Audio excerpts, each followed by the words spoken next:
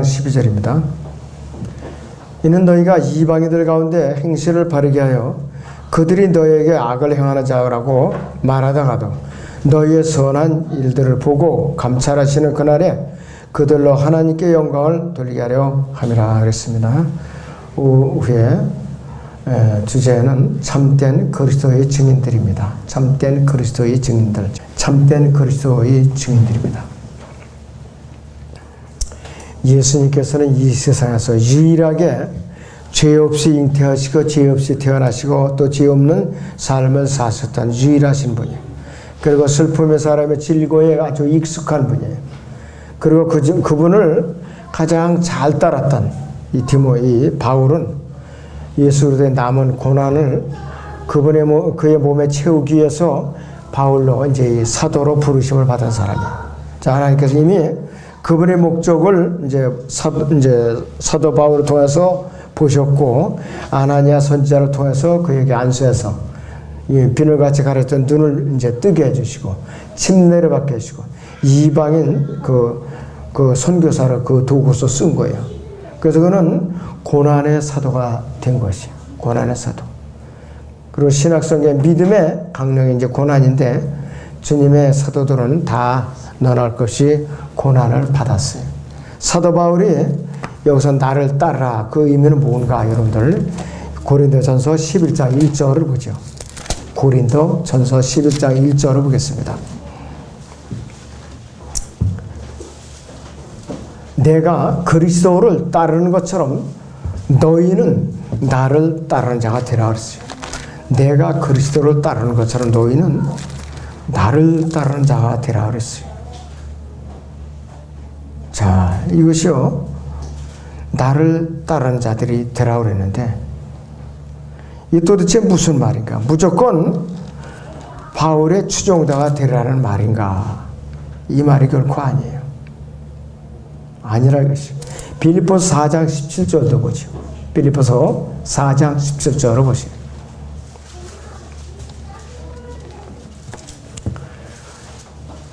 형제들아 너희는 모두 나를 따르는 자가 되라. 그리고 너희가 우리를 본으로 삼은 것 같이 그렇게 행하는 자를 주시하라 그랬어요. 여기서 사도 바울이 나를 따르는 자가 되라는 것은 내가 이렇게 주님을 부인하지 않고 고난의 길을 가르는 것 같이 너희도 나의 그 뒤를 갖다가 그대로 따라오라. 주님을 부인하지 않고 고난에 동참하면서 같이 따라오라 이 뜻이에요.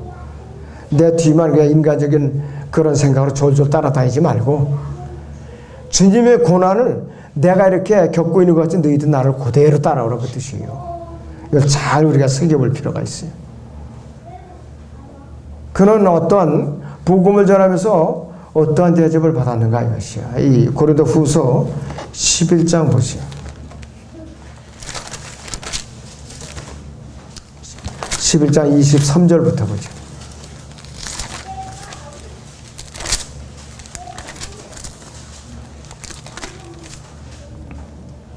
그들이 그리스도의 종이냐 내가 어리석은 그치 말하지만 나는 더욱 그러하도다.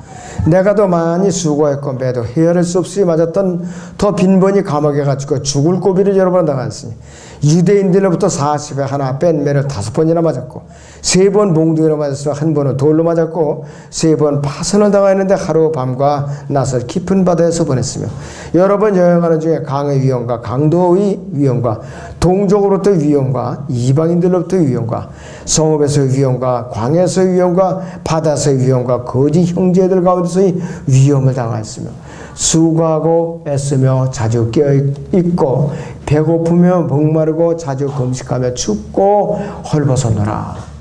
그 외부의 일들 외에도 날마다 나에게 밀려드는 것은 모두 교회에 관한이 없노라 그랬습니다. 자기가 개척해놓은 교회들이 어떻게 돌아가고 있는가, 사정이 어떤가, 무슨 일이 일어났는가, 이거에 대한 염려들로 밤을 이루지 못했다 이것이요. 그래서 이방인들로부터의 위험, 이것이 물론 여러 가지가 있지만은 어느 성에서는 아레타 왕이 죽이겠다고 해서 그때는 위험을 피해갖고 광주리를 이제 타고 탈출한 적도 있었어요. 그리고 동족들은 사울을 죽이기 전에는 우리가 음식을 먹지 않겠다. 그러면서 40명이나 넘는 사람들이 또 매보고 기다린 적도 있었어요. 그 다음에 또 이제 강도의 위험.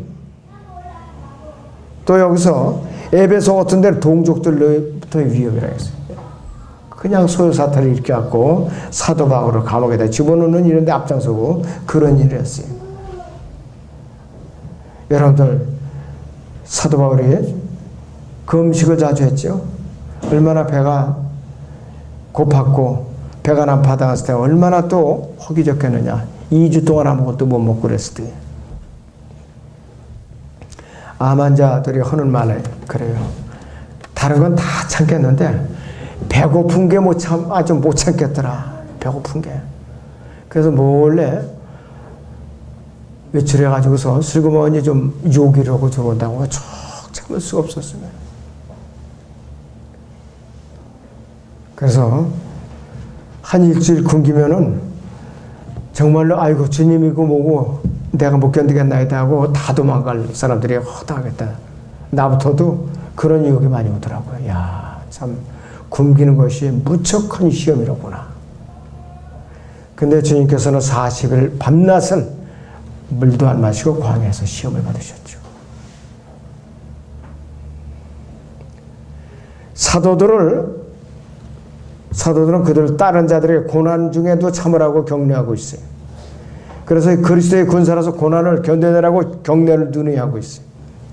수많은 불같은 시험에서 많은 상처를 입고 또 단련된 그리스도의 전사인 사도 바울, 그리스도인들이 따라야 할 본이에요. 따라야 할 본이라 이것이요. 그리고 이 시대의 그리스도인들에게 전수인 갑옷으로 무장하라 이렇게 명령을 하고 있어요. 증인이라는 말, 위트니스라는 말은요, 그 헬라어 발음대로 말하는 마르티레오라고 그러는데 영어로 음역하면은 마터라고 그러죠. 마터, M-A-R-T-Y-R을 갖고 순교자라는 의미예요. 신약에서 최초의 순교자가 스테판인데 그것이 이제 그 명사로 말하면은 스테파노스라고 그래요. 그러면 크라운, 왕관이라고 불러요. 하나님의 증인은요, 그들이 삶 자체가 에서 발생하는 그들이 이제 결과에 인해서 잔인한 죽음을 당해요. 세상 정보로도 잔인한 죽음을 당했어요. 혹독한 박해 가운데서도 담대했어요. 여러분들 스테판 집사가 돌로 쳐서 맞아 죽는 그 순간에도 셋째 하늘을 바라보면서 예수님을 바라봤어요. 그러면서 이 죄를 저들에게 돌리지 마옵소서. 저들이 하지 못하나이다. 내 영을 아버지 손에 의탁하나이다 하고 숨을 거뒀어요. 담대하게 외쳤을 뿐만 아니라 사는 방식이 양처럼 아주 순진해, 순수해요. 그리고 아주 강력하게 기도를 했어요.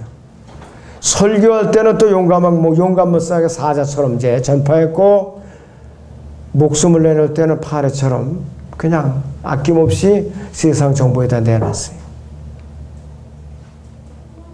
이것이 바로 히브리서 11장 36절에서 이제 하신 말씀이에요. 히브리서 11장 36절 38절을 같이 보세요.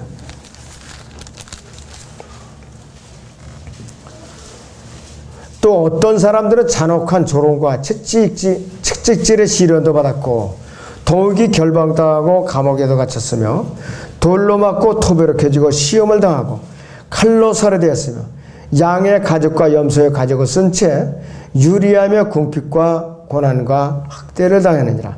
세상은 그들이 살만한 데가 못되었으므로 그들은 광야와 산속과 동굴과 토굴에서 유리하였느니라 했습니다. 그 추운 겨울에 살을 깎아먹는 그 추운 바람의 세차가 말없죠. 알프스산 골짜기 같은 데 숨어서, 바위 동굴에서 숨어서 또 이 짐승을 잡아서 양의 가죽, 염소의 가죽을 쓴 채 너무나도 궁핍하고 굶으니까 얼마나 죽겠어요. 또 학대를 당하고 그러면서 견뎌냈어요. 들키면 여지없이 그대로 참수형을 당하고 세상 정보 황제들은 군대를 동원해갖고 또 소탕을 하죠. 골짜기마다 그냥 들어가면 사람들 죽였다 이것이. 이 말씀을 우리가 잠시라도 잊어버려서는 안 돼요. 이 그리스도인들의 신약성경 어디에도 그들이 권리를 주장하기 위해서 데모를 한 적이 없어요. 권리를 주장하기 위해서. 작년에 참 우리나라가 데모 많이 했어요. 촛불혁명, 광화문의 촛불혁명, 태극기 집회 많이 했거든요. 그런데 정작 하나님을 두려워하면서 집회한 사람 한 사람도 없어요. 자기 사역을 위해서 그 집회한 사람들은 너무나도 많아도. 그리고 제주에 강정말로 해군기지로 오겠죠. 왜 목사들이 가서 거기 가서 데모를 하고 있느냐. 왜 목사들이 가서. 응? 그것이 목사하고 무슨 관계가 있어요. 해군기지 건설하는데. 그것이 전략적으로 보니까 중국이 그 짓을 한 거예요. 중국이.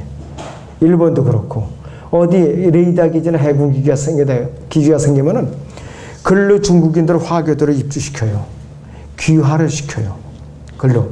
집단적으로 화교마을을 형성해 가지고 거기서 이제 지방 이제 치리자가 나오게 원체 숫자가 많으니까 나와가지고서 데모로 조장하는 게 계속해갖고 그래갖고 기지를 이전하라고 반대하고 못하게 하고 그런 수법을 쓰고 있더라고요.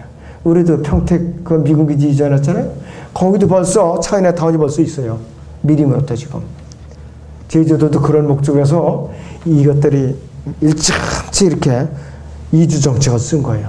5억 원씩 주면 아파트 하나 사면은 영주권 주니까. 다 이유가 있더라고요. 근데 우리는 얼씨구나하고 그냥 돈만 가져오면 무조건 받아줬으니까. 나라를 받았으면 이런 정책 쓰면 안 되는 거거든요. 나라 팔아먹는 거예요, 이걸 결과적으로. 어리석죠. 어리석기 때문에 자꾸 나라가 잠식당하고 있는 것이.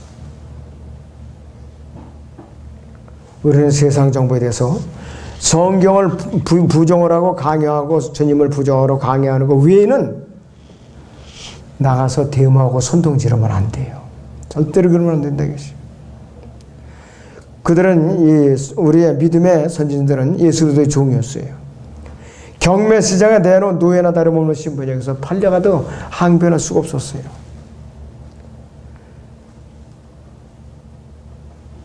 네로부터 시작해 도미티안, 트라얀, 마르쿠스, 아우렐리우스, 세베룩스, 마크리누스, 데시우스, 아우렐리안, 디오클레시안, 갈릴리우스 이런 황제들에 의해서 10번의 로마 제국의 박해가 있어요. AD 67년부터 이 313년까지 10번의 대박해가 있었어요. 자, 이거에 비추어 볼 때 현재 기독교의 현의 위치, 이 참 교회를 이제 이어온 무리하고 어떤가 차이가 굉장히 있어요. 정통 기독교 신학자와 헌신된 신실한 그리스도인들 사이에는 엄청난 차이가 있어요. 엄청난 차이가 있어요. 교육받은 기독교 학자들과 신실하게 믿는 설교자와 엄청난 차이가 있고 노선이 완전히 다른 거예요. 만날래 만날 수가 없어요. 손은 서로 잡을 수가 없어요. 박수의 순교에서 등장하는 여러 믿음의 선진들 갈고리를 갈기갈기 찍거나 그 다음에 그냥 인두로다 지져가지고서 온몸을 갖다가 그냥 지져대는 거. 그 다음에 유리 쪽을 산산히 부숴가지고서 거기다가 사람 알몸으로 굴리거나. 그 다음에 이조시대에 쓰던 방법들은 육시를 해서 죽인다 그러죠. 말에다가 사람을 그냥 목에다 팔다리 붙들며 가지고서 찢어 죽이는 거. 그 다음에 야수에게 맹수에게 이제 잡아먹히게 그냥 던지는 거. 그 다음에 죽도록 매질이라는 거. 굶어 죽이는 거. 독사를 잔뜩 담은 큰 부대째에 사람을 묶어서 집어넣는 거. 사람 묶은 채로다 그냥 강에다 집어넣는 거. 아주 말할 수 없는 그러한 그 박해를 가했어요. 너무나도 참 안타까운 장면이에요. 이 수많은 사람들이 이름들이 남겨놓을 사람들이 없어요. 이름들이 없어요. 이 사람들이 누구였는가 하겠어요. 인간의 행위에 대한 최종권에서 성경을 거부했던 교회 국가 앞에서 그들이 갖고 있던 성경적인 확신을 지키기 위해서 성경의 권위를 지키기 위해서 이 굳건히 서 있던 자들이 누구냐? 침례받은 신실한 그리스도인들밖에 없었어요. 이들은 성경적으로 아니다 하면 목숨을 그 자리에서 잃는 거예요. 그 바로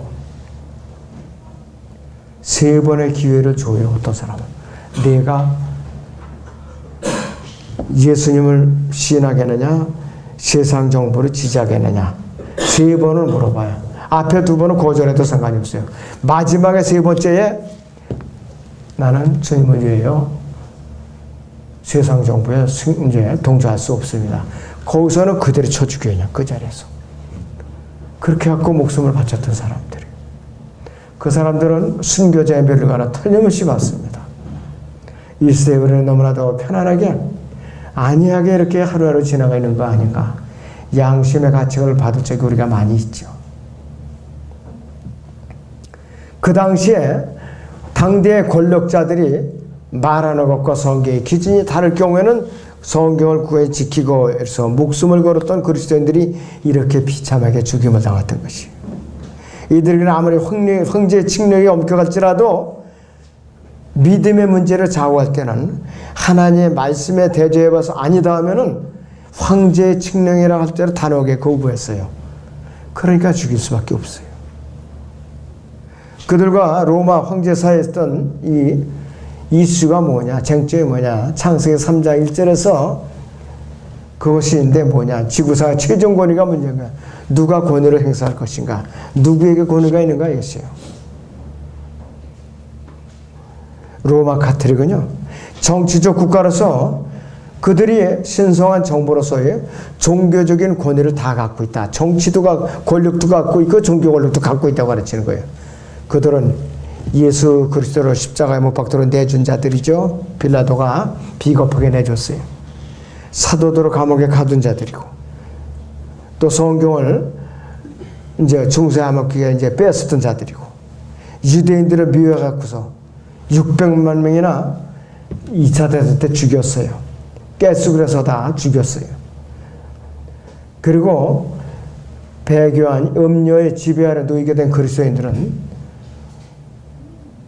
하루도 편안을 누렸고 하루도 신변의 안전이 이제 보장되질 않았어요. 그래서 이 음료가 그리스도인들이 왜 원한을 품게 되는가? 세상 제도하고 전혀 타협을 하지 않으니까 증오의 대상이 될 수밖에 없었어요. 증오의 대상이 될 수밖에 없었다 이것이. 이들은 세상 제도 속으로 절대로 빠져들질 않았어요. 타협을 안 하니까. 타협을 거부했다 이것이요. 히브리서 13장 보죠. 13절에서 14절을 봅니다. 히브리서 13장 13절에서 14절 보시오. 그러므로 우리도 그의 수치를 짊어지고 진영 밖에 있는 그에게로 나아가자. 여기에는 우리에게 영과 도성이 없는 거로 우리는 장차 올 도성을 찾고 있노라. 이 땅은 우리의 터전이 아니라 이것이에요.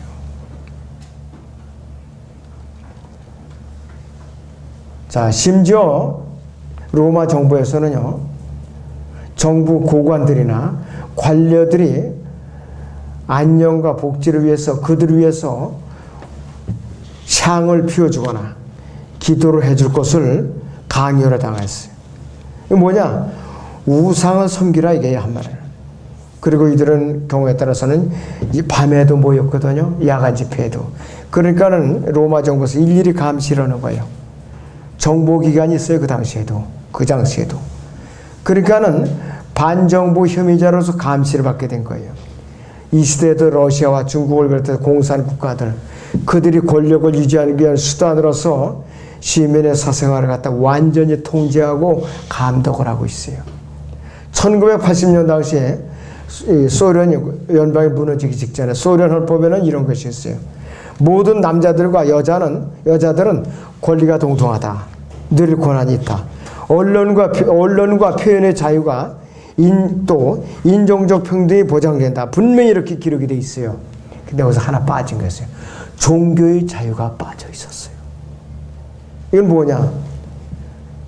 아내가 남편이 이제 밥 먹을 때 식사 기도라도 하면은 이거 첩보단 거에다 일러 바쳐야 돼요. 그럼 한 10년쯤 살려고 나와야 돼요. 이것이 바로 남녀 평등의 헌법이에요.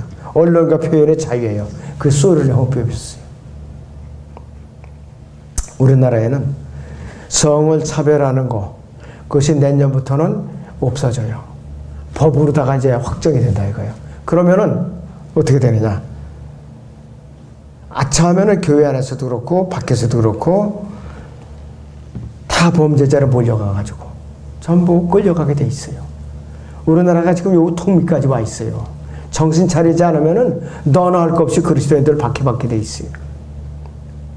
자, 우리 그리스도인들 그 당시에 이 일요일 저녁 예배 외에도 그리스도인의 집에는 우상이라든지 형상이라든지 그림이라든지 묵주 따위가 전혀 없었어요. 로마 사람들은 특별하게 신들이 굉장히 많아요. 이 세상에서 가장 많은 신을 갖고 있는 나라가 일본이에요. 일본은 8,000개가 넘는 신을 갖고 있어요. 가정마다 신사가 있어요. 운목에다가 거기다가.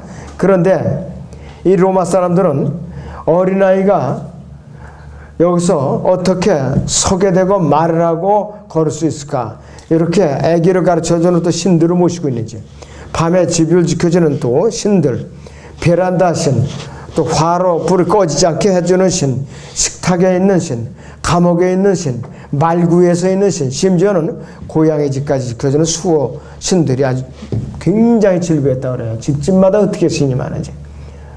심지어는 이들은 그 매춘 굴들을 갖다가 성수를 뿌려가면서 기도해줘서 이제 축복을 받았다, 이런 기도까지 해주는 그런 짓까지 드리겠다 이것이. 집집마다 수많은 신들을 갖고 있었던 그런 환경에서 이 그리스도인들은 그들의 신을 만들어낼 수가 없어요. 예수 그리스도라는 신 외에는 아무 신도 만들어낼 수가 없어요, 양심상. 그러니까 그리스도인들이 미움의 대상이죠. 그 당시에요, 우상을 제작해서 팔아먹는 것은 국제적인 사업이 아주 수지가 맞아요. 굉장히 수지 맞는 그 사업이었어요. 자, 그러니까 이 그리스도인들은 우상을 만들어서 팔아먹는 이제 장사에 도움이 안 돼요. 그들이 아무리 많아서 우상을 하나도 팔아먹을 수 없다 이거예요. 그러니까 이들은 우상을 팔아먹는 시장을 확장하는데 전혀 도움이 안 되는 존재들이기 때문에 이들은 미움을 받을 수밖에 없었어요. 모든 군인들이 전쟁에 나가서 이기기 위해서 다이아나 여신에게 향불을 피워놓으라고 이제 명령을 내리면은 그리스도의 군사들은, 그리스도인들은 단호하게 거부를 한 거예요. 그러니까 그 자리에서 그냥 죽는 거예요. 칼에 맞아 죽는 거예요. 황제의 명에 거부했다고. 또 그 당시에 여인들이 드레스 스타일에 너무 자극적이었다고 그래요. 로마의 여인들이 오늘날 뺨치는 거 봐요. 이 단정하지 못하면 그리스도인 여자들은 유행에 따르기를 거부했다고 그래요. 그러니까 또 끌려가서 죽고. 이 여러분들 사도 바울이 뭐라고 권면했는가? 디모데전서 2장 9절을 보겠습니다. 디모데전서 2장 9절을 보겠습니다.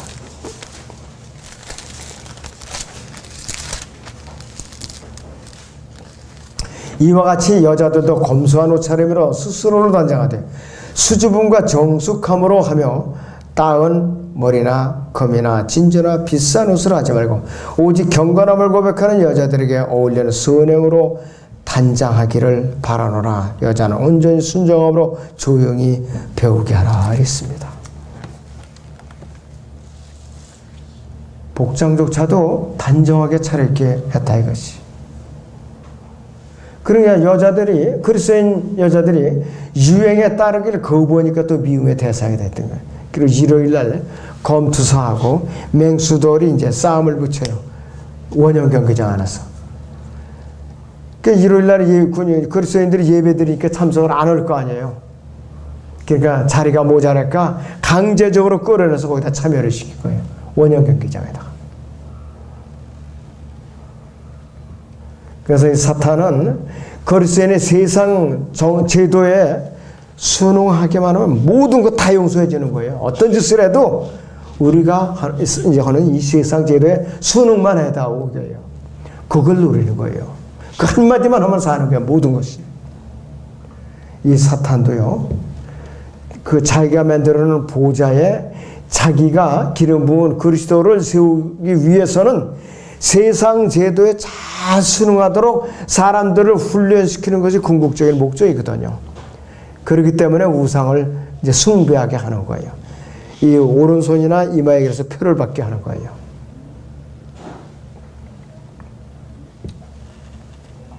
그래서 로마 정부는 그들이 정치적인 종교적인 제도에 모두가 순응하도록 강요를 했기 때문에 사탄에게 속해 있는 것이에요.